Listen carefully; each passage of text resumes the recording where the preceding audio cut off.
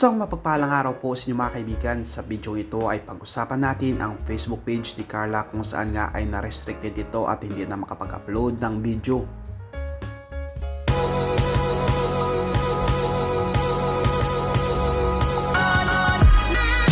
Post nga ni Carla sa kanyang Facebook page, pinaalam nito sa kanyang mga taghanga ng kanyang Facebook page na meron na pong 175,000 na followers ay na-restricted.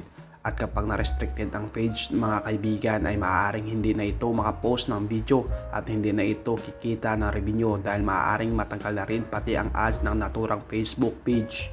Sobrang naghihinayang ang dalaga dahil matagal nitong pinaghirapan na makakuha ng maraming followers ang kanyang Facebook page. Maliban nga sa followers ay matatanggal na rin ang ads sa naturang page. Ibig sabihin lang yan mga kaibigan ay mawawala na ng revenue ang naturang page ni Carla, kung saan nga ay malaki ng tulong sa dalaga sa kanyang pag-aaral pati na sa kanyang pamilya at mga kapatid na nag-aaral din.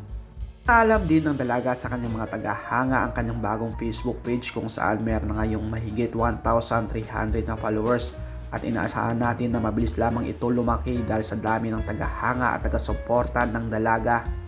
Marami nga mga fans ang nanghihinayang dahil sa pag-restricted sa Facebook page ng kanilang idolo at naniniwalang mga ito na makakabawi agad ang dalaga dahil marami ang nagmamahal at sumusuporta sa kanya.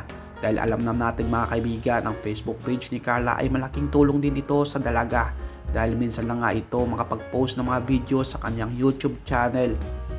At alam naman natin mga kaibigan na may sakit ngayon ang nanay ni Carla kung saan nga ay kakalabas lang ito ng hospital.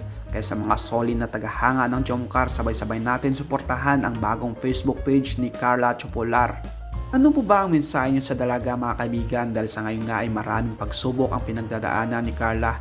Isa na dito may sakit ang kanyang nanay at ngayon nga ay na-restricted pa ang kanyang Facebook page at may issue din sa kanyang mga sponsor.